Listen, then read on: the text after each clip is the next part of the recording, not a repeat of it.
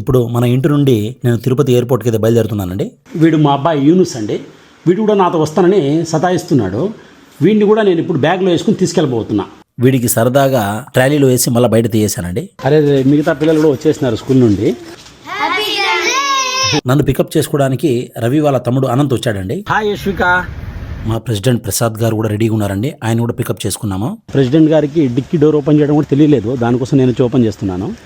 మా మిత్రుడు రవి వాళ్ళ ఇంటికి వెళ్ళి రవిని కూడా పికప్ చేసుకుని ఎయిర్పోర్ట్ కి అయితే వెళ్ళిపోయామండి. ఇప్పుడు తిరుపతి విమానాశ్రయం లోపలికి అయితే ప్రవేశించాము. ఇక్కడ శ్రీ వెంకటేశ్వర స్వామి వారి దశావతారాల విగ్రహాలతో చాలా చక్కగా అలంకరించున్నారండి. లగేజ్ చెకింగ్ అయిన తర్వాత బోర్డింగ్ పాస్ తీసుకుని ఫ్లైట్ అయితే ఎక్కేసాము. ఫ్లైట్ లోపల ప్రవేశించగానే తిరుపతి మాజీ శాసనసభ్యులు శ్రీ భూమన కరుణాకర్ రెడ్డి గారు కనబడినారండి. ఆయనతో మాట్లాడడం జరిగింది. 45 నిమిషాల్లో హైదరాబాద్ కి అయితే చేరుకున్నాము. అక్కడ నుండి 1.5 గంట వెయిటింగ్ తర్వాత మళ్ళీ ఢిల్లీ ఫ్లైట్ ఎక్కి 2 గంటల్లో ఢిల్లీ విమానాశ్రయానికి చేరుకుని టాక్సీ ద్వారా రూమ్ కి అయితే చేరుకున్నాము.